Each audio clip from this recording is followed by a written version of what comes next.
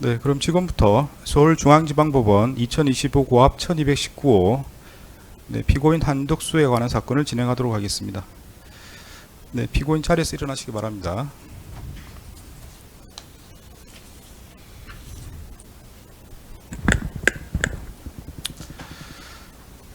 네, 피고인은 내란 우두머리 방조, 허위 공문서 작성, 허위 작성 공문서 행사, 공용 서류 손상, 대통령 기록물 관리에 관한 법률 위반, 위정 혐의로 기소되어 있습니다.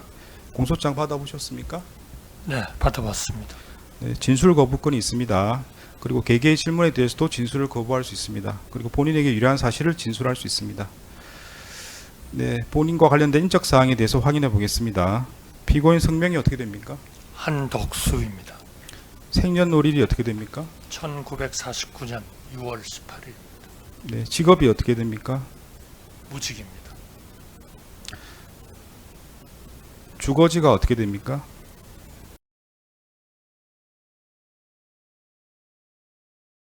네, 등록 기준지는 어떻게 됩니까? 공소장에는 맞습니까? 그 부분은 제가 정확히 잘 모르겠습니까? 네, 진술하신 대로 조사에 남기겠습니다. 등록 기준지는 정확히 모르겠다. 네, 주거지 변동이 있으면 법원에 신고하셔야 됩니다. 신고하지 않으면 이에 따른 절차상 불이익이 있을 수 있습니다. 네, 국민참여재판을 신청할 수도 있습니다. 국민참여재판은 일반인들이 재판에 관여해서 사실인정 및 형량 등에 대해서 의견을 제시하는 절차를 말합니다. 그런 국민참여자표를 받기 원하십니까? 원하지 않습니다. 네, 자리에 앉으십시오.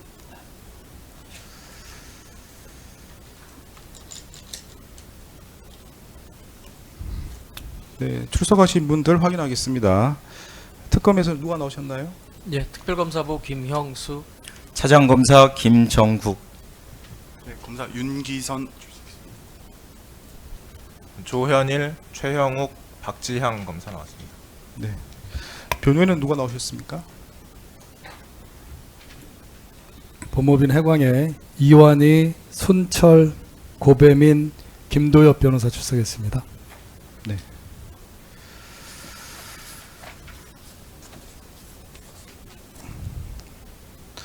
네, 그러면 검찰에서 공소사실과 관련된 요지 진술을 진행하도록 하겠습니다. 네, 어떻게 진행하시겠습니까?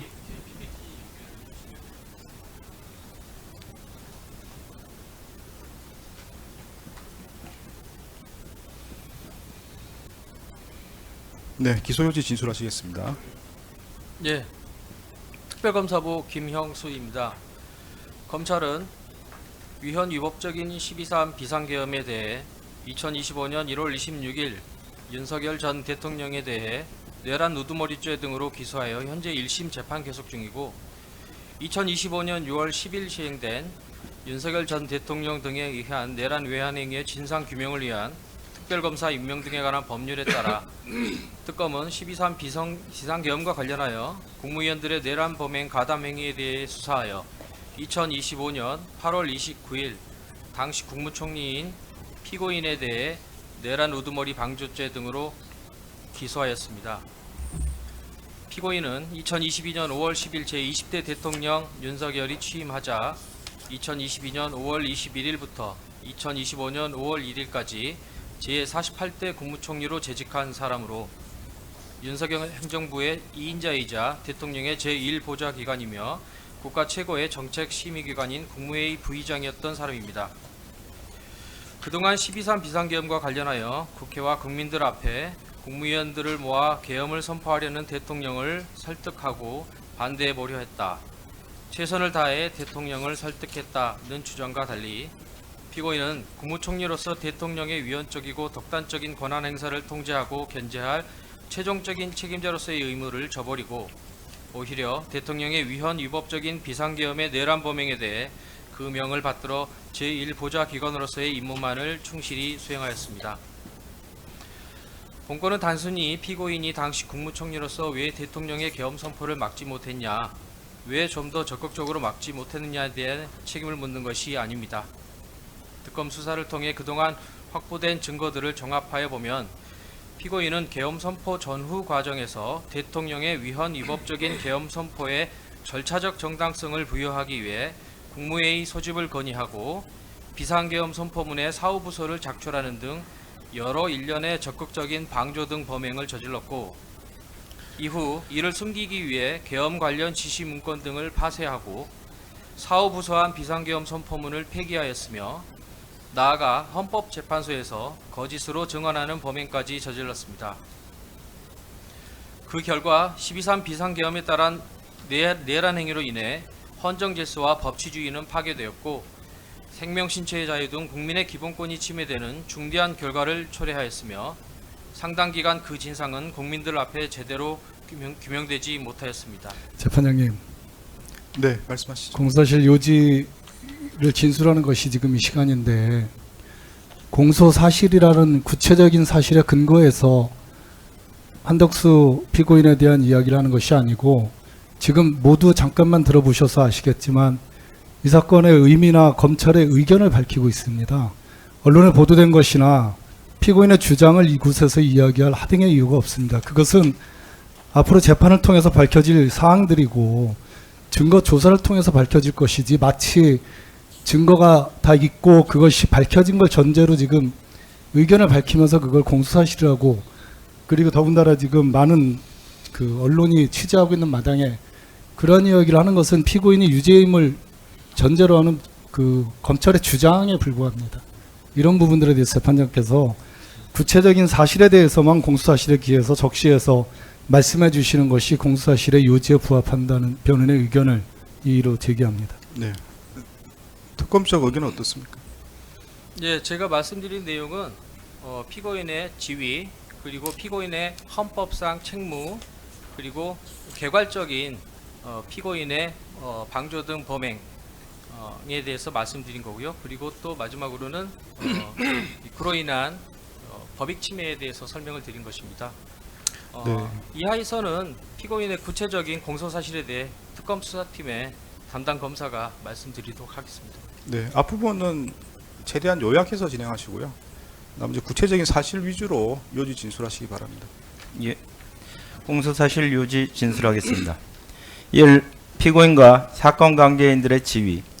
피고인은 1970년 6월 제8회 행정고시에 합격하여 공직에 입문한 이후 2004년 2월경 국무조정실장, 2005년 3월경 경제부총리 겸 재정경제부 장관, 2007년 4월경 제38대 국무총리로 근무하였고, 2022년 3월 9일 윤석열이 제20대 대통령에 당선되어 2022년 5월 10일 대통령으로 취임하자 2022년 5월 21일부터 2025년 5월 1일까지 제48대 국무총리로 재직하였습니다. 2. 윤석열 전 대통령 등의 비상계엄 선포 및 내란행위. 우리 헌법 계엄법에 의할 때 비상계엄은 전시 사변 또는 이에 준하는 국가 비상사태에 있어서 병력으로서 군사상의 필요에 응하거나 공공의 안녕 질서를 유지할 필요가 있고 적과 교전 상태에 있거나 사회 질서가 극도로 교란되어 행정 및 사법 기능의 수행이 현저히 곤란하여 군사상 필요에 따르거나 공공의 안녕 질서를 유지하기 위한 예외적인 경우에 한하여 극히 예외적으로 선포할 수 있습니다. 그런데 윤석열은 2024년경 국회 다수를 차지한 야당이 쟁점 법안들에 대한 단독 처리를 강행하고 국무위원 등 다수의 고위공직자들을 탄핵하며 정부가 추진하는 주요 사업에 예산을 삭감하는 등 국정 운영에 어려움을 겪게 되자 김용현 등과 공모하여 2024년 12월 3일 22시를 기하여 전국에 비상계엄을 선포하고 군 경력 등을 활용하여 정부의 비판적인 정치인들을 체포하고 선거관리위원회와 정부의 비판적인 일부 언론사 등을 점거하기로 마음먹었습니다. 이에 따라 윤석열과 김용현은 2024년 12월 3일 22시 27분경 헌법과 법률에 정한 절차에 따르지 아니한 채 비상계엄을 선포하고 무장군인 약 1,600명과 경찰관 약 3,700명을 동원하여 국회, 선거관리위원회, 더불어민주당 당사, 여론조사꽃 등을 점거, 출입 통제하거나 체포, 구금, 압수수색하는 등의 방법으로 강압하여 한 지역의 평온을 해하는 폭동을 일으켰습니다. 3. 내란 우두머리 방조. 1. 국무총리로서의 헌법상 지휘와 역할. 우리 헌법상 국무총리는 대통령의 제1보좌기관으로 최고 수준의 국정통할 기능을 수행하며 국가정책 최고심의기구인 국무회의의 부의장이자 구성원으로서 대통령의 자의적, 독단적 권한 행사를 사전에 막을 수 있는 최고의 헌법기관입니다. 국무총리는 국무회의 부의장으로서 정부 중요 정책을 심의할 권한, 대통령의 모든 국정행위 문서에 부서할 수 있는 권한을 통해 대통령의 자의적인 권한 행사를 통제하며 이러한 권한을 행사하는 헌법기관이라는 점을 고려하여 우리 헌법은 그 임명 시 국회의 동의를 받도록 함으로써 민주적 정당성을 부여하고 정부조직법에 따라 국무조정실을 설치하여 국무총리의 업무를 보좌하도록 하는 등 그 권한 행사가 원활히 이루어지도록 하고 있습니다. 따라서 국무총리는 국민에 대한 봉사자로서 대통령이 위헌 위법한 국정행위를 하여 헌법 질서와 국민의 기본권을 파괴하려고 하는 긴급한 상황에서 이를 견제하며 국무회의 등을 통해 적극적으로 의견을 개진하고 반대 의사를 표명함으로써 국가의 안전과 국민의 기본권을 수호할 책무가 있습니다. 2. 피고인의 공직 경력에 기반한 상황인식. 피고인은 1970년 6월경 공직 생활을 시작하여 몇 차례 비상계엄 사태를 경험하면서 권력자가 입법, 사법, 행정을 모두 장악하고 반대 세력을 탄압하기 위한 수단으로 비상계엄을 선포하는 경우 자유민주주의 헌법 질서와 국민의 기본권이 장기간 침해되는 결과가 발생한다는 사실을 알고 있었습니다. 이러한 피고인의 인식은 2024년 9월 3일 국회 예산결산특별위원회에서의 발언에서도 잘 드러납니다. 피고인은 당시 상황이 비상계엄 선포 요건을 전혀 충족하지 않으며 헌법상 국회가 비상계엄의 해제를 요구하는 경우 즉시 해제하여야 하므로 여소야대 상황에서 비상계엄을 선포하는 경우 국회 기능을 정지하기 위한 조치가 필연적으로 수반되는 등 비상계엄 선포로 헌정 질서가 파괴되고 국민의 기본권이 침해된다는 사정을 잘 알고 있었습니다. 구체적 범죄 사실 말씀드리겠습니다. 가. 위헌 위법적인 비상계엄 선포에 대한 인식과 내란 방조 결입니다. 피고인은 2024년 12월 3일 20시경 윤석열 대통령으로부터 대통령실로 빨리 들어와라, 아무에게도 말하지 말고 오라는 연락을 받고 대통령 부속실장 강희구와 텔레그램으로 연락하며 대통령실로 이동하였습니다. 피고인은 대통령실에서 먼저 와 있던 김용호 장관에게 대통령께서 비상계엄을 선포하려는 것 같다라고 말하고 20시 45분경 대통령 집무실 안으로 들어갔습니다. 대통령 집무실 안에는 김용현 장관, 이상민 장관 등이 있었습니다. 윤석열 대통령은 대통령 집무실에서 피고인 등 당시 대통령실에 있던 피고인 이상민 장관 등에게 오늘 밤 22시에 비상계엄을 선포해야겠다. KBS 생방송이 준비되어 있다. 돌이킬 수 없다. 라고 말하며 비상계엄 선포 계획을 알린 후 피고인에게 비상계엄 선포 담화문, 계엄사령부 포고령, 특별 지시사항이 기재된 문건을 건네주었고 윤석열 대통령이 이상민 장관에게 언론사 등에 대한 단전 단수 조치를 지시한 사실도 알게 되었습니다. 피고인은 이를 통해 위헌적이고 위법한 12.3 비상계엄 선포 계획의 전모를 인지하였고 윤석열 대통령이 비상계엄 선포 시 우리 헌법상 반드시 사전에 거쳐야 하는 국무회의 심의를 생략하려고 한다는 사실도 알게 되었습니다.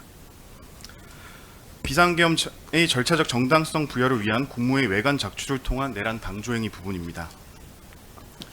이런 사실을 인지하게 된 피고인은 국무회의 심의를 거치지 않고 비상계엄이 선포될 경우 향후 절차상의 문제로 비상계엄을 유지하는 데 장애가 초래될 것을 우려하여 윤석열 대통령에게 비상계엄을 하려면 국무회의를 열어 정족수를 맞춰야 한다라고 말하면서 국무회의 심의라는 절차적 외관을 갖출 것을 제안하였습니다.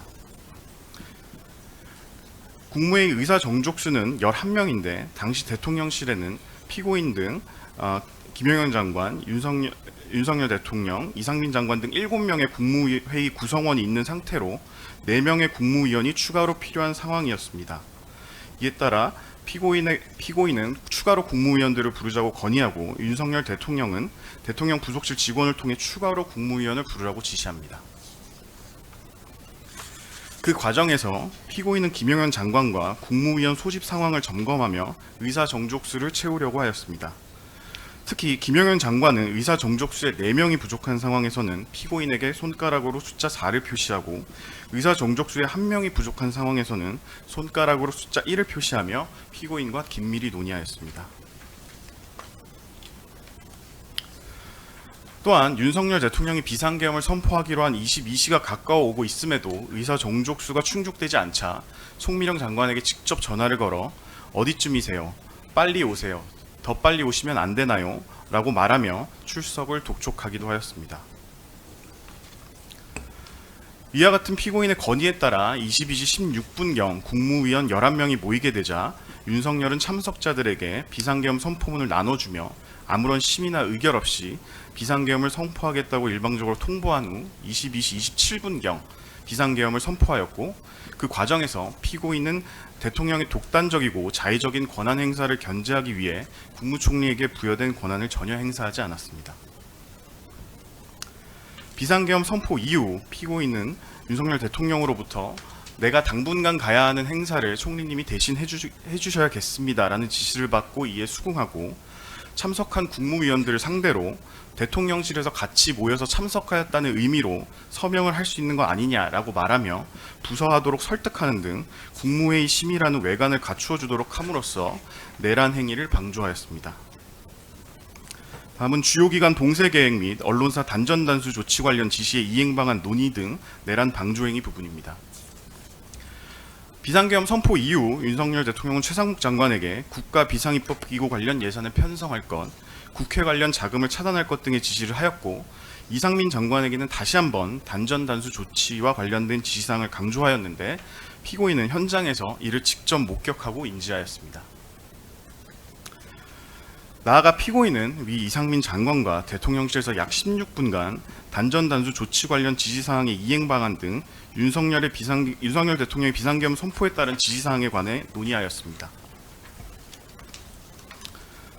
피고인과 위와 같은 논의를 거친 이상민 장관은 소방청장 허석권에게 전화하여 24시경 경찰청으로부터 요청이 오면 해당 언론사에 대한 단전 단수 조치를 취하라고 말하는 등 경찰청장과 소방청장에게 전화하여 관련 조치를 지시하고 점검하였습니다. 다음은 비상계엄 선포 후 절차적 요건 구비 시도 등 내란 방조 행위 부분입니다. 2024년 12월 3일 23시 05분경 대통령실에서 나온 피고인은 정부 서울청사로 이동하면서 당시 여당 대표인 추경호 대표에게 전화하여 추 대표 걱정하지 말라라고 말하였고, 그리고 2024년 12월 4일 01시경 정부 서울청사로 이동해서 정부 서울청사에 있는 국무조정실 직원에게 비상계엄 선포가 국회에 통고가 되었냐 등을 물으며 후속 조치와 관련한 절차적 요건을 보완하려고 하기도 하였습니다. 다음은 계엄 해제 국무회의 심의 지연 등을 통한 내란 방조 행위입니다. 한편 2024년 12월 4일 01시 2분경 국회에서 계엄 해제 요구 결의안이 가결되었습니다. 그럼에도 윤석열 대통령은 군대와 경찰을 동원하여 국회를 봉쇄하고 비상계엄을 계속 유지할 수도 있다는 생각에 국무조정실장 방기선으로부터 해제 국무회의를 해야 하는 것 아니냐, 지금 해결할 수 있는 사람은 총리님 밖에 없다는 건의를 받았습니다. 그럼에도 피고인은 조금 한번 기다려보자 라고 말하면서 위 건의를 묵살하고 비상계엄 해제를 위한 조치를 지원하였습니다. 그리고 피고인은 국회가 비상계엄 해제 요구안을 의결하였으면 국무회의 운영을 담당하고 있는 국무조정실을 통해 지체 없이 국무회의를 소집하였어야 하고, 국무조정실장으로부터 비상계엄 해제를 위한 국무회의 소집을 건의받은 상황에서도 이를 지연시켜 위법한 내란 상태가 지속되도록 하고, 대통령 비서실장 정진석의 연락을 받고서야 해제 국무회의를 위해 대통령실로 이동하였습니다.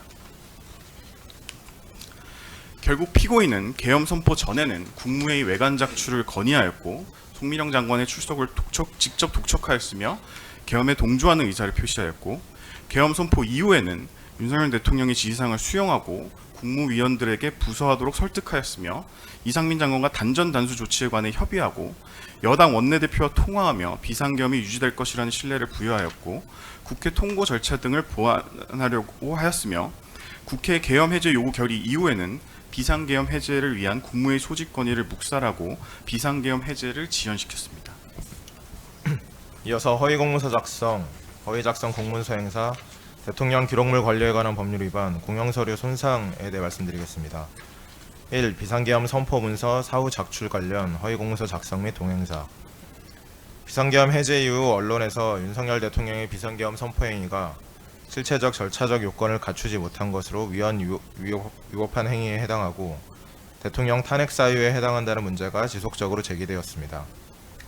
이에 피고인은 윤석열 대통령, 강희구 부속실장, 김용현 장관과 순차 공모하여 비상계엄이 해제된 뒤인 2024년 12월 6일경 사실은 2014년 12월 3일자 비상계엄 선포가 헌법 제82조에 따라 국무총리와 관계 국무위원이 부서한 문서로 이루어지지 아니하였음에도 마치 국무총리인 피고인과 국방부 장관 김용현이 사전에 부서하고 대통령이 서명한 문서에 따라 선포된 것처럼 비상계엄 선포문이라는 제목의 문서를 허위로 작성하고 이를 부속실에 보관함으로써 행사하였습니다.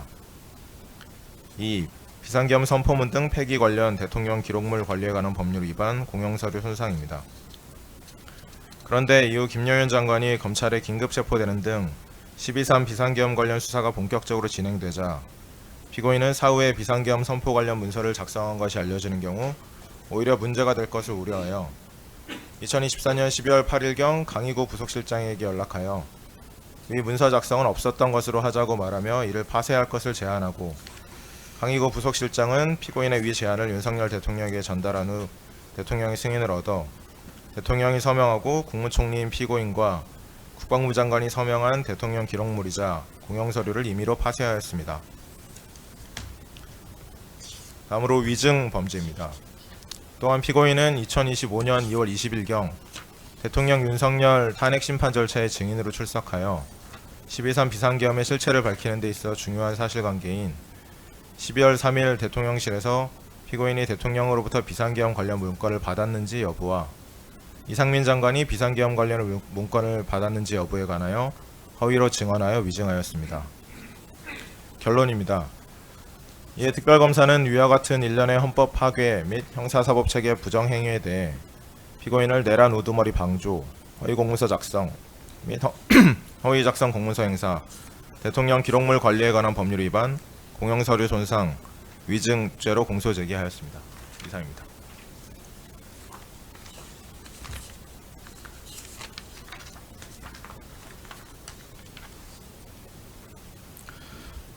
네, 다음은 변호인께서 의견 주술하시겠습니다. 검찰에서 공소사실 낭독을 하셨는데 그 중에서 저희는 위증 관련해서 계엄 선포 당일 대통령실에서 계엄과 관련된 문건을 보거나 받은 기억이 없습니다라는 부분을 위증했다라는 것만 피고인은 인정을 하고 나머지 모든 공소사실에 대해서는 부인하는 입장입니다.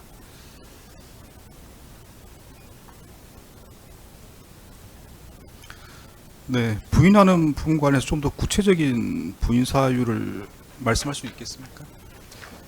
구체적인 것은 저희가 추후에 변호인 의견서를 통해서 말씀을 올리겠습니다만은 이 사건 계엄 선포 전과 계엄 선포 중 그리고 계엄 선포 후에 요건을 갖추기 위한 여러 가지 그 구체적인 사실들을 들어서 검찰에서 내란 우두머리 방조로 기소를 하셨는데 저희는 그러한 구체적인 사정이 없거나 아니면 그 피고인이 그러한 의도가 아니었다라는 것을 구체적으로 좀 반박하며 저희들의 부인하는 의도를 밝히도록 하겠습니다.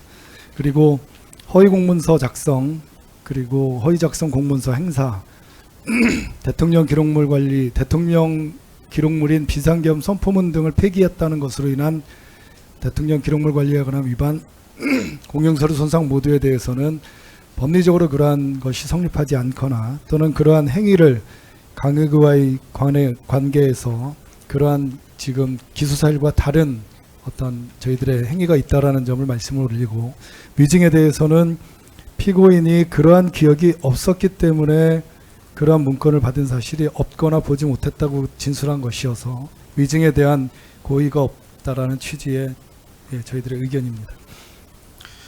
위증도 고의를 부인하신 입장이신가요? 그 부분은 이제 조금 더 저희가 아직 기록을 네.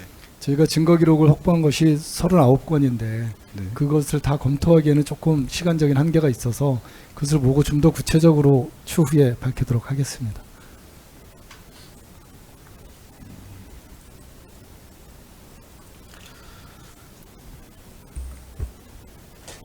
일단 뭐 법정에서 말씀하신 걸 정리하면 일단 위증도 다투는 것으로 일단 정리하겠습니다. 고의를 다투시는 걸로 말씀하시는 것 같아서 그러면 위증 관련해서는 고의를 다투고 나머지 공소 사실에 대해서는 뭐 사실관계, 법률 평가 등을 다 다투시는 걸로 그렇게 정리하면 되겠습니까? 네. 네, 구체적인 의견은 언제쯤 제출하실 수 있습니까? 저희가 다음 그 공판에서 네. 다시 한번 좀 네. 더 전체적으로 다 모든 걸 자세하게 밝히지 못하겠지만 네. 저희들이 오늘 진술한 부분에 대해서는 좀 더 저희들의 의견을 자세히 밝힐 수 있도록 하겠습니다. 다음 기일이 지금 10월 13일로 잡혀 있습니다. 그때까지 제출하시겠습니까? 네, 제출해 주시도록 해보겠습니다. 재판장님 한 말씀 올리겠습니다. 네, 말씀하십시오.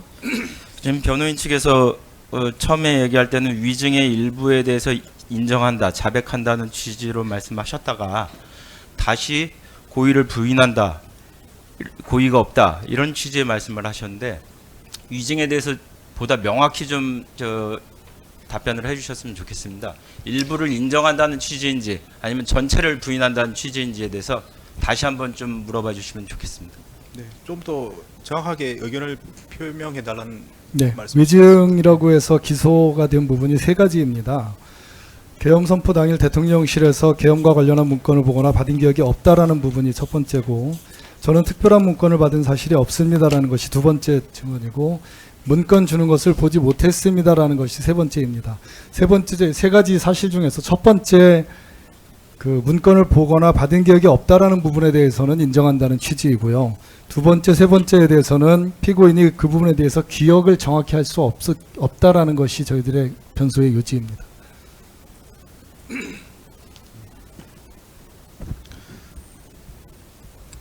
네, 뭐 질문하신 부분은 그렇게 정리하면 되겠습니까?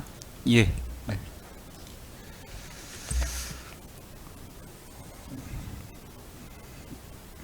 네, 다음 절차에 앞서서 몇 가지만 좀 확인하겠습니다. 네, 이 사건은 제가 준비 절차를 진행했고 그 과정에서 몇 가지 말씀드린 바가 있는데 오늘 첫 공판기일이기 때문에 일부 중복되더라도 같이 말씀을 드리겠습니다. 네, 피고인에 대한 여러 가지 기소 사실 중에 제일 중요한 게 내란 우두머리 방조와 관련된 부분입니다. 네, 방조범은 이제 정범의 존재를 전제로 하는 것이고, 이제 우리가 말하는 이제 종속성이라고 하는데 정범의 존재를 전제로 합니다. 그래서 이 부분에 대해서 이제 검찰에서 주장 입증을 하셔야 될 것 같은데 이에 대해서는 어떻게 준비하고 계획하고 계신지 간략하게 좀 말씀해 주시겠습니까? 지금 그 저희 증거 기록에는 일단 그 정범과 관련된 증거가 당연히 포함이 되어 있습니다. 그런데 지금 그 정범에 대한 재판이 진행 중이고 재판부께서 저번에 말씀하신 대로 신속한 재판을 위해서 중복된 증인 신청 가급적 피하자고 말씀을 하셔서 지금 그 정범 재판 상황을 보아가면서 그 정범 재판에서 이루어지는 증인 신문 조서나 관련 자료 등을 통해서 입증을 하는 방법으로 입증할 계획입니다. 네, 혹시 뭐 변호인께서 뭐 하실 말씀 있으신가요? 특별한 건 없습니다. 네, 몇 가지 더 특검 쪽에 뭐 확인해 보겠습니다. 뭐 모두 진술 과정에서 뭐 사실상 확인이 되긴 하는데 좀 정리해야 될 부분인 것 같습니다. 지금 이제 방조 행위는 뭐 사안에 따라서는 뭐 자기에 의할 수도 있고 부자기에 의할 수도 있습니다.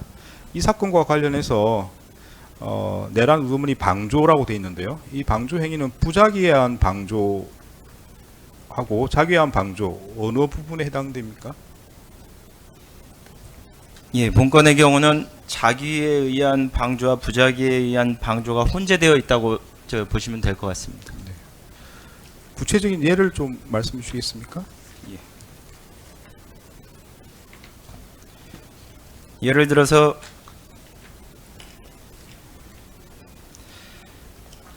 계엄 선포 전의 행위와 관련해서는 그 국무회의 외관을 작출을 건의하고 송미령의 출석을 독촉하였으며 계엄에 동조하는 의사를 표시하였고 계엄 선포 이후에는 윤석열의 지시사항을 수용하고 국무위원들에게 부서하도록 설득하였으며 이상민과 단전단수 조치에 관해 협의하고 여당 대표와 통화하며 비상계엄이 유지될 것이라는 신뢰를 부여하고 국회 통과 등 절차를 보완하려고 한 행동, 이런 것들은 자기의 구체적인 예라고 볼 수 있습니다.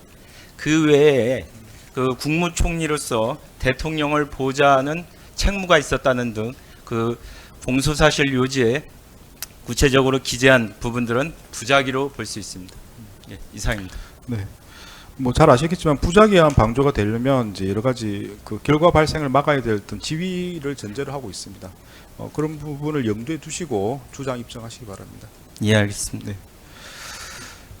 네, 그래도 계속 확인해 보겠습니다. 사실 뭐 모두 진술에서 대부분 나왔던 걸로 볼 수도 있긴 하지만 그래도 좀 더 확인해 보는 게 좋을 것 같습니다. 지금 허위 공문서 작성 부분이 있습니다. 이 부분은 내란 우두머리 방조하는 별개의 범죄로서 기소를 한 게 맞습니까? 네, 별도의 범죄로 기소하였습니다. 네. 그러니까 이제 허위 공문서 작성 행위 자체는 방조 행위에 포함되는 게 아니고 별개의 범죄로 기소한 것이다. 네, 별도의 법익을 침해하는 행위로서 별개의 범죄로 기소하였습니다. 네. 근데 그 해당 부분을 보시면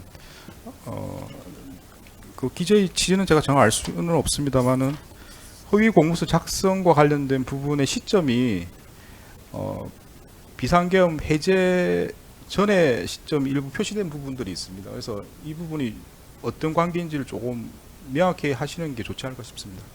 기본적인 입장은 알겠습니다. 네, 기본적으로는 별죄인데 이 공소 사실 간에 그 어떤 논리적인 인과관계가 있다고 저희는 보고 있습니다. 그 외관을 작출하려고 하였고 그리고 절차를 보완하려고 하는 일련의 시도가 있었는데 그것이 이제 실패하자 사후에 그 대통령 부속실장과 다시 그 공모하여 사후에 문서를 작출하였다는 것이 저희 기본적인 입장입니다. 네, 알겠습니다. 그래서 뭐 그 공소사실 한번 확인해 보시고 그 부분 정리하실 부분 있으면 정리해 주시기 바랍니다. 네, 지금 허위 작성 공문서 행사 부분이 있습니다. 그 관련 공소사실을 확인해 보면 2024년 12월 3일자 비상계엄 선포문을 허위로 작성하고 그 무렵 이를 대통령 비서실 부속실에 보관하는 방법으로 행사하였다. 이렇게 이제 공소사실이 되어 있는데요. 네, 지금 행사와 관련해서 보관 행위를 행사라고 이렇게 기소하시는 겁니까? 네, 그 허위 공문서 작성죄에서 행사란 그 허위 문서의 내용이 진실한 것처럼 그 문서의 효용 방법에 따라 사용하는 것으로서 본래 목적이나 용도에 따라 사용하지 않아도 행사죄가 성립하고 현실적으로 그 문서에 신용을 해야 하는 결과가 발생할 것을 요하지 않으며 신용을 침해할 위험성만 있으면 족하고 그 이해관계인이 내용을 인식할 수 있는 상태에 둠으로써 행사죄는 기수가 성립한다는 것이 우리 대법원 판례입니다. 그리고 대법원도 이런 입장에서 등기부나 기타 공문서를 열람할 수 있도록 비치한 경우에도 행사죄가 성립한다고 판시를 한 바 있습니다. 아직 증거조사 전으로 뭐 관련 증거나 진술을 공개하기는 어렵지만 그 대통령 비서실 부속실장으로서 대통령이 결재한 문서를 보관 관리해야 하는 부속실장이 이 사건 문서를 공적인 장소인 대통령실에 그 보관한 행위는 그 문서의 신용을 침해할 위험성이 발생한 것이고 언제든지 사용할 수 있는 상태에 둔 것이기 때문에 허위 공문서 작성죄의 행사에 해당한다는 것이 특검 측 입장입니다. 예, 지금 증거 조사전이기 때문에 이제 공소 사실에 기초해서만 질문을 드립니다. 그래서 이제 통상적으로는 행사라고 하려면 이제 그 문서의 용법에 따라서 사용하는 걸 행사라고 하고요. 그래서 이제 등기부는 열람을 하는 자료이기 때문에 어떤 열람 상태에 두면 그걸 행사라고 일단 판례가 보고 있는 것으로 이해하고 있습니다. 그래서 이 계엄 선포문을 보관하는 게 이게 뭐 문서 용법에 따른 사용인지 한번 검토해 보셔야 될 것 같습니다. 그래서 혹시 참조할 만한 자료가 있으시면 관련 자료도 준비해서 제출하시기 바랍니다. 네, 마지막으로 한 가지만 더 확인하겠습니다.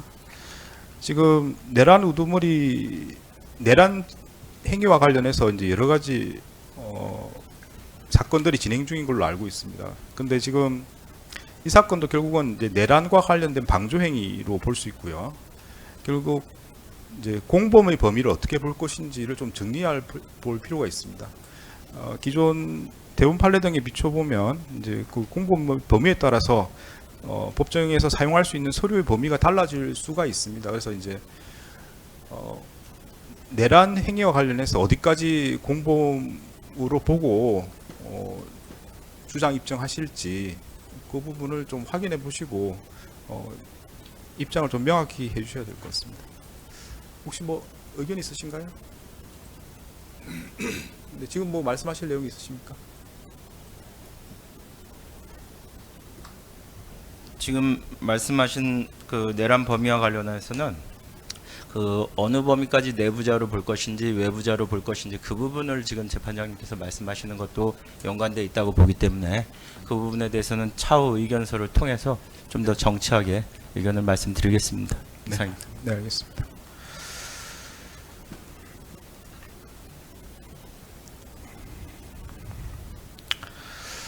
네, 다음은 피고인 측에게 몇 가지 확인하겠습니다.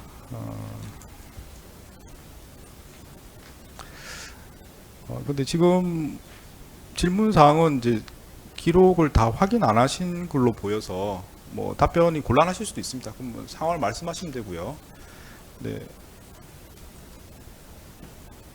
먼저 변호인께 여쭤봅니다. 이 사건 이제 방조 행위로 지금 기소가 되어 있는데요. 정범 행위에 대해서는 어떤 입장인지, 혹시 뭐 내란 정범 행위에 대해서 다투시는 입장이신지 어떠신지 혹시 말씀하실 수 있겠습니까? 저희가 정범에 대해서 이 사건에서 저희가 다투는 것이 옳은지 여부에 대해서는 저희가 아직 결정을 못했습니다. 왜냐하면 그 사건 자체를 저희가 알지 못하는데 그 사건에 대해서 저희가 다툰다는 것 자체가 적절치 않다라는 것이 기본적인 입장입니다. 네. 뭐 말씀하신 것처럼 형사소송은 이제 민사소송과 달라서 당사자의 입장에 따라서 판단하는 게 아니고 객관적인 자료에 따라서 역사적 사실이 무엇인지를 확인하는 절차입니다. 그래서 기본적으로 말씀하신 게 맞는데 저는 이제 일단 소송 절차 진행과 관련해서 어느 부분에 강조를 해서 진행할지 그것 때문에 여쭤본 겁니다. 일단 그래서 이제 특별히 뭐 밝힐 입장이 없으신 걸로 그렇게 알겠습니다. 네, 다음은 피고인에게 물어보겠습니다. 근데 피고인과 관련해서는 피고인은 진술 거부권이 있기 때문에 뭐 본인에게 뭐 상황에 따라서는 진술을 안 하셔도 상관없습니다. 법에서 보장된 권리입니다.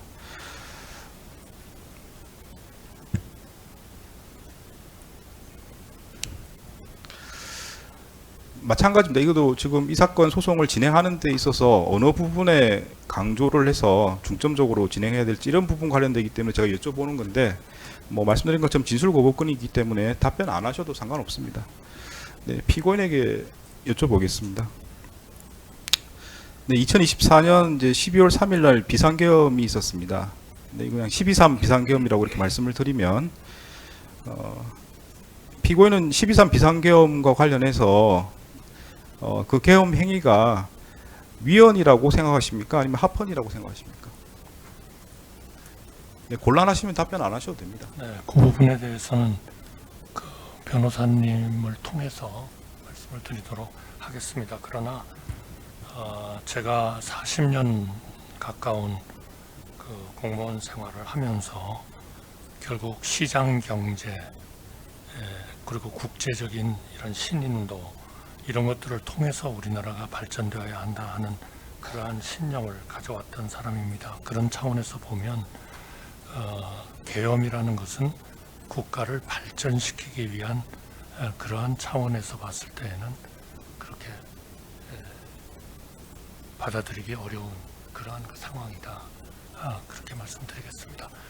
변호사님으로 하여금 모든 것을 하도록 하고 저는 뭐 특별한 의견 제시는 하지 않는 것으로 하겠습니다. 네, 알겠습니다. 뭐 추가적으로 하실 말씀 있으시면 변호인과 상의하셔가지고 서면으로 내시기 바랍니다. 네.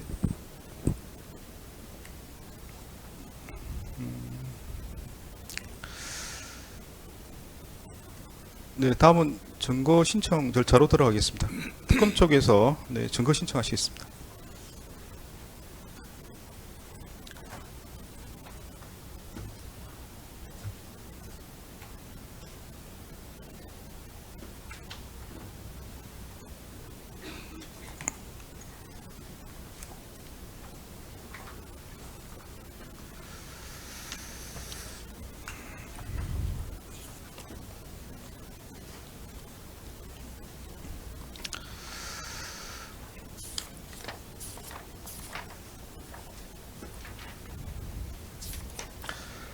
네, 증거 목록에 따라서 신청하시는 거죠. 네.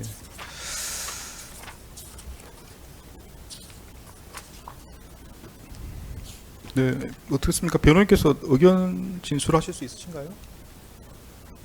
저희들이 아까 말씀 올린 것처럼 지금 기록을 저희도 검토하고 있어서 이 기록을 검토한 이후에 증거 의견을 밝히도록 하겠습니다.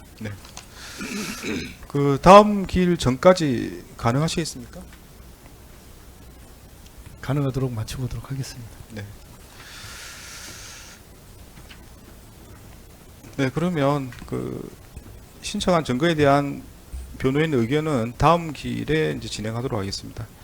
다만 이제 저희가 준비 절차에도 말씀을 드린 바가 있는데 이 사건은 이제 특별법에 따라서 신속하게 진행하도록 되어 있습니다.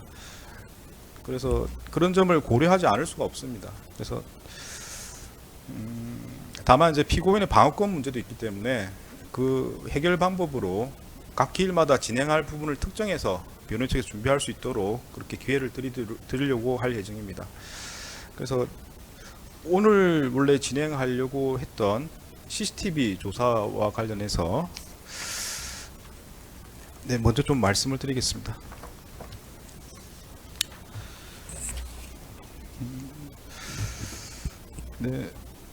특검 측과 변호인 측에서 여러 서면을 내셨는데 특검 측에서는 9월 9일자 성명 준비 명령에 대한 의견서 내셨고요. 9월 26일자도 마찬가지로 성명 준비 명령에 대한 의견서, 그리고 오늘 날짜로 제1회 공판기일 진행에 대한 의견서를 제출한 바가 있습니다. 관련해서 필요한 내용은 진술해 주시겠습니까? 9월 9일자 성명준비명령 의견서에서는 그 심리 순서와 관련돼서 그 공소사실 기재된 순서대로 어떤 논리적 흐름이나 그 사실관계 파악을 위해서 공소사실 순서대로 심리를 희망한다는 의견을 밝혔고 열람 등사 정도에 대해서 말씀을 드렸습니다. 그리고 그 이후 성명준비명령 9월 26일자 의견서 관련해서는 1회 공판기일에 당초 그 CCTV 증거조사 그리고 추후 그 증인신문 신청 내역에 대해서 말씀을 드렸습니다. 네, 오늘자로 제출하신 의견서는 어떻습니까?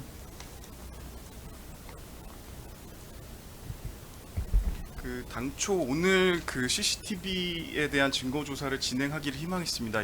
이게 저희가 사실 아직 그 피고인 측에서 증거 의견이 밝혀지지 않은 상황에서 그 중요한 증거이고, 그리고 먼저 할 수 있는 증거 방법의 하나가 CCTV 증거 조사라서 그 증거 조사 CCTV부터 증거 조사를 하기로 희망한다고 말씀을 드렸었는데, 지금 이 CCTV 관련해서 이 문제가 CCTV가 지금 그 촬영 장소가 그 군사상 상급 비밀 지역으로 이 비밀로 분류되어 있는 상태입니다. 그래서 국민적 관심사항이 높은 이 재판에 있어서 그 증거 조사를 하게 되면 재판 비공개나 이런 문제가 있어서 저희가 요 문제를 조금 해결하려고 지금 그 절차 진행 중에 있습니다. 그리고 향후 진행될 증인신문 조사에 있어서도 요 CCTV를 제시하면서 기업 환기용으로 제시할 필요성이 있는데, 오늘 또 저희가 증인으로 신청한 그 조태열 전 장관이 불출석하게 되어서 저희 입장에서는 어제 의견서를 제출한 대로 가급적 차회기일에 증거조사를 하고 이후에 증인신문 등을 할 때 요 CCTV 영상을 활용하면서 증인신문을 하면 조금 더 효율적으로 심리가 진행되지 않을까 하는 것이 특검 측 의견입니다. 네. 그 제출하신 내용을 보니까 지금 이제 CCTV가 이제 군사 기밀로 되어 있는데 그걸 해제 절차를 진행 중이다 이렇게 되어 있는데 맞습니까?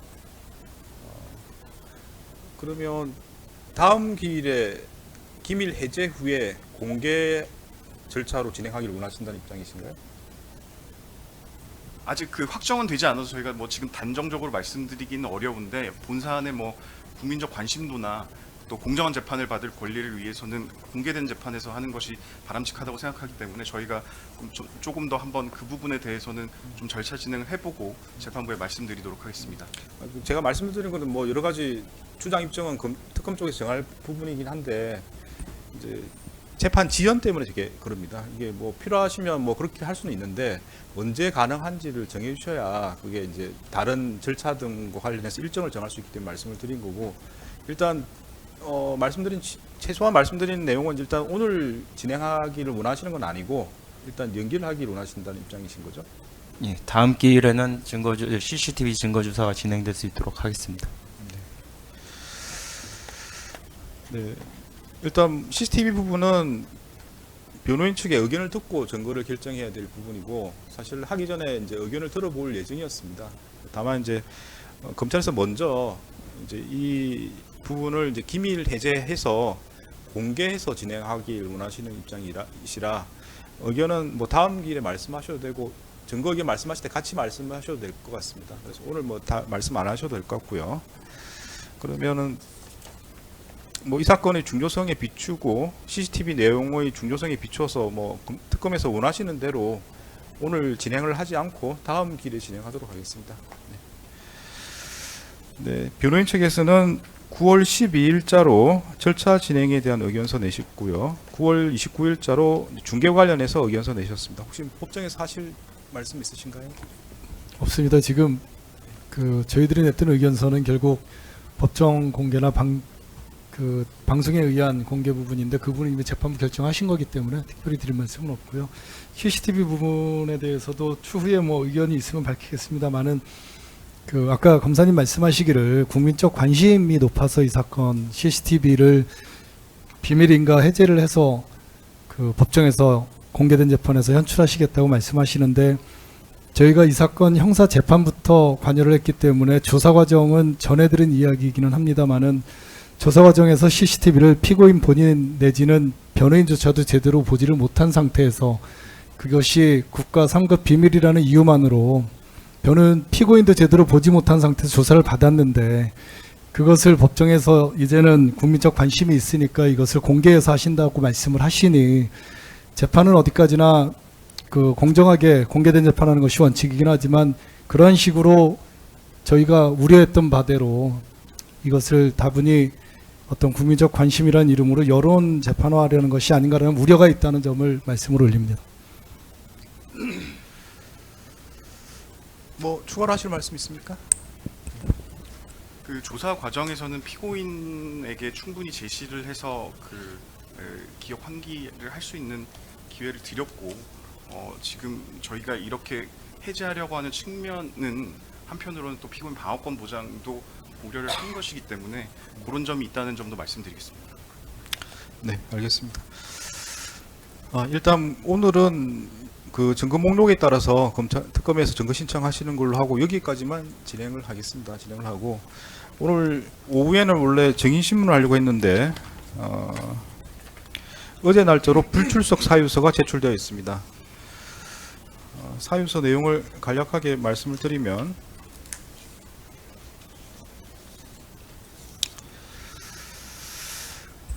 네, 뭐 개인정보 문제가 있기 때문에 뭐 자세하게 말씀을 못 드리고 원래 조태열 증인이 소환되어 있는 상태였는데 증인의 가족과 관련해서 가족이 지금 중대한 질병과 관련해서 진료 및 검사 및 진료 등을 진행하고 있다고 되어 있습니다. 그리고 이제 관련해서 진단서와 의무기록 사본을 첨부해서 제출하였습니다. 재판부에서 진단서 내용 등을 확인해 봤는데 뭐 확인해 봤고 그 사유서 끝에는 이제 10월 20일 이후에는 소환하면 출석을 해서 성실히 답변하겠다 이렇게 이제 되어 있습니다. 그래서 아마 예정되어 있던 뭐 진단, 진료 등과 관련해서 겹쳐서 본인이 출석하기 곤란하다는 내용으로 이해가 됩니다.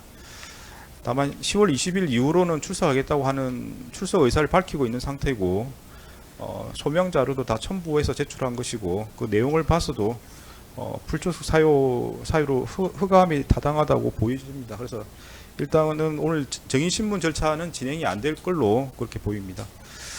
그래서 진행하지 않고 다음 기일에 진행을 하도록 하겠습니다. 다음 기일에 하면 이제 10월 20일 이후로 소환을 해서 진행을 하도록 하겠습니다. 뭐 특별히 의견 있으신가요? 없습니다. 없습니까? 네. 네, 그러면 이제 추가로 재판 진행과 관련해서 몇 가지 또 말씀을 드리겠습니다. 지금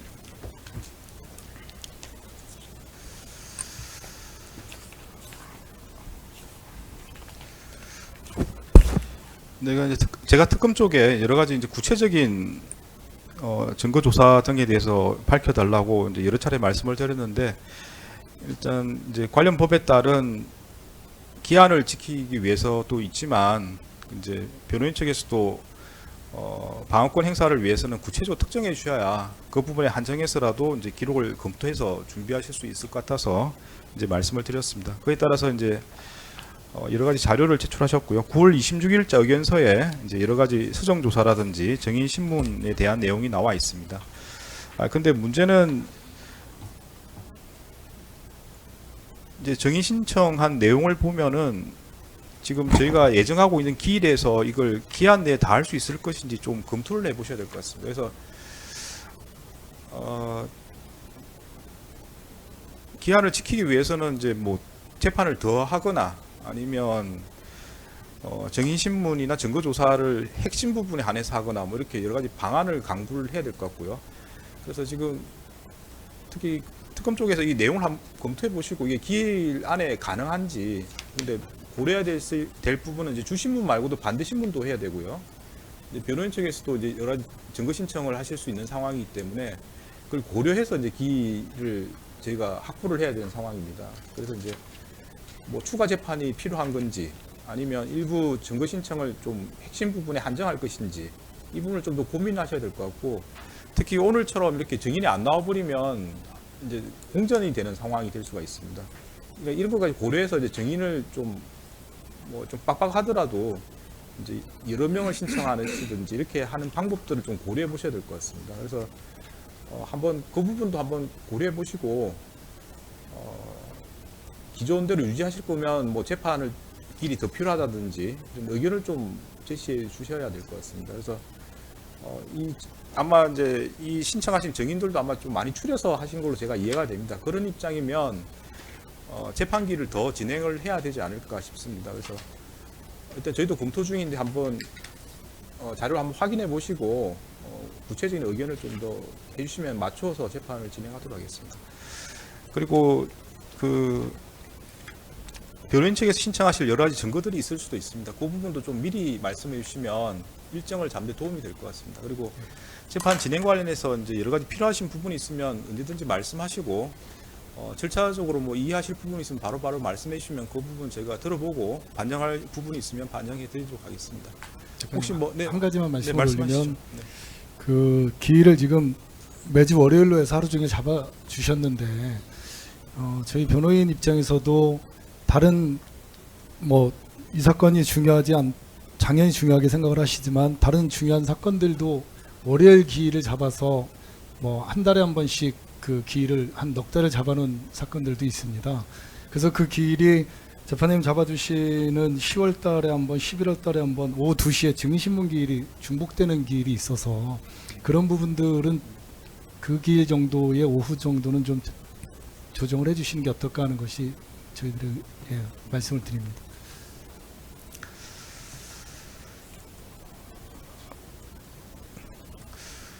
이제 저희도 변호인단이 구성이 여럿이 되어 있기 때문에 조정은 좀 하지만 그래도 필수적으로 가서 증인신문을 해야 될 사건들이 있기 때문에 그 사건을 저희가 나몰라라 하고서 그 불출석하거나 할 수 있는 상황은 아니기 때문에 말씀을 드리는 겁니다. 뭐 그 부분은 이제 반영할 수 있으면 제가 반영하고 싶지만 사실은 상황은 전부 반대 상황입니다. 지금은 기존 기일뿐만 아니라 추가 기일을 잡아야 될 수도 있는 상황인 것 같습니다. 그래서 이제 그 추가 기일을 잡으시더라도 네. 예를 들면 이제 10월 20일 오후 2시 같은 경우가 저희가 하루 종일 증인신문 기일이 잡혀 있는데 그 10월 20일 오후 2시 이후부터의 재판만 빼주시고 그것을 다음번 기일을 더 잡는 데 쓰시는 거에 대해서는 이의는 없습니다.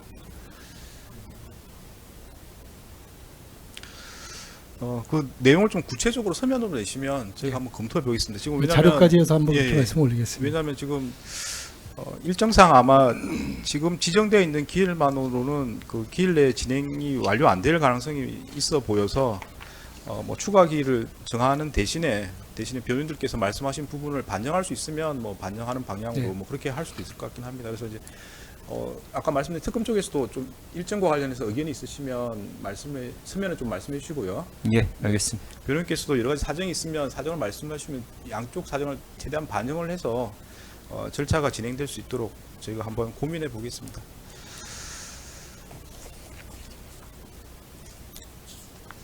네, 말씀을 하신 것처럼 CCTV와 정인신문은 오늘 진행이 안 될 것으로 보입니다. 그래서 더 진행할 내용이 없을 걸로 보이고요.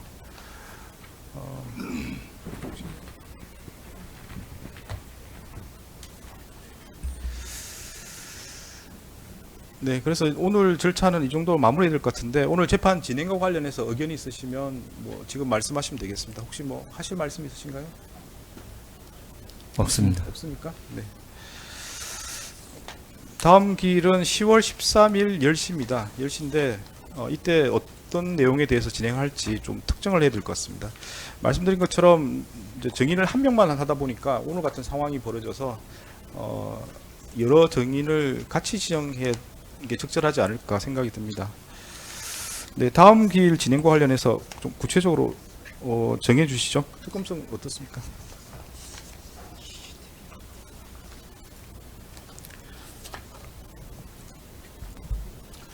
네, 다음 기일에는 그 CCTV에 대한 증거 조사를 하기를 희망하고, 그리고 아직 그 증거 의견이 밝혀지지 않은 관계로 일단 저번에 말씀드린 대로 서증 조사부터 하기를 희망합니다. 그 헌법재판소 결정문이라든지 증인신문 조서, 그리고 국무회의 관련 회의록, 국무회의 관련 그 예산결산특별회의 회의록 등 서증 조사를 진행하고, 그리고 오늘 저번 그 9월 26일자 의견서에 밝힌 대로 김영호 장관 그리고 그 최상 장관에 대한 그 증인 신청을 할 계획입니다. 그 구체적으로 공전을 피하기 위해서 저희가 한번 그러면 출석 가능 여부를 조금 확인을 해보고 그 서면으로 증인을 신청해도 되겠습니까? 재판부는 상관이 없습니다. 상관이 없는데 변호인 측에서 이제 문제가 됩니다. 그렇습니다. 관련 기록을 보셔야 돼서 예. 반대 신문 준비 때문에 그렇습니다. 그러면 그러니까 증인 신문을 다음 기일에 하는 것이 좀 어려우시다는 뜻이신가요? 지금 말씀대로 CCTV 조사와 서증 조사를 먼저 하신다 그러면 그 길에 진행하시면서 증인을 어떤 순서로 해주실지를 갖다가 신청하시는 순서를 좀 알려주시면 저희도 그 순서들에 맞추어서 증인신문, 반대 신문을 준비할 수 있도록 하겠습니다. 그러니까 지금 다음 기일 오전에는 CCTV와 말씀하신 서정 조사를 하면 될 것 같고요. 오후에 증인을 불러야 될 것 같은데 누구를 부를지를 이제 특정을 해주는 문제가 있습니다. 아마 이제 연락을 해보시고 출석을 확인하셔야겠다는 입장이신데 그건 좋은 말씀이신데 좀 변호인이 준비할 수 있도록 시간을 확보할 문제로 보입니다. 그래서 확인해 보시고 뭐 언제까지 서면으로 제출해 주시면 그걸 보시고 변호인께서 준비하시면 될 것 같긴 합니다. 그래서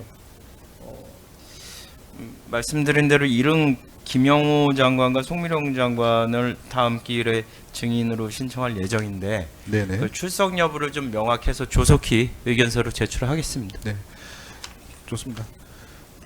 일단 김영호, 송미령을 증인 채택하고요.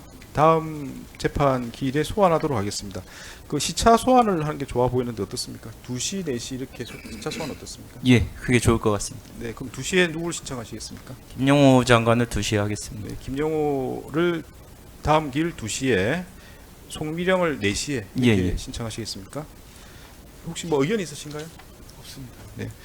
말씀하신 것처럼 만약에 출석이 문제가 되면 미리 확인해 보시고 변호인께서 준비할 수 있도록 시간이 확보될 수 있도록 신속하게 서면으로 밝혀주셔야 될 것 같습니다. 네. 예, 알겠습니다. 네, 그러면은 그 10월 13일 오전에는 CCTV 조사와 방금 말씀하신 서정 조사를 진행하고요. 오후 2시, 4시는 각 증인 한 명씩을 불러서 증인 신문을 진행하겠습니다. 지금 주신문 시간은 45분으로 되어 있습니다. 맞습니까? 네, 1인당 45분 있고 반대 신문도 같은 시간을 확보해드리고 뭐 진행에 따라서 조금 더 하시는 거는 뭐 의견을 듣고 뭐 진행하시면 될 것 같습니다. 한 시간 정도씩만 변경해 주시면 반대 신문 1시간씩 하시겠습니까? 네. 네, 그 정도는 아마 지금 예정 시간으로 충분할 것 같습니다. 그래서 일단 2시에 한 명, 4시에 한 명 이렇게 소환해서 진행하고 출석 여부를 확인해 보시고 네, 서면으로 필요하신 경우는 서면으로 추가 말씀해 주시면 되겠습니다. 네, 혹시 뭐 더 하실 말씀 있으신가요? 없습니다. 네, 없습니까? 그럼 네, 오늘 재판은 여기서 마치고요. 다음 재판은 10월 13일 오전 10시에 네, 진행을 합니다.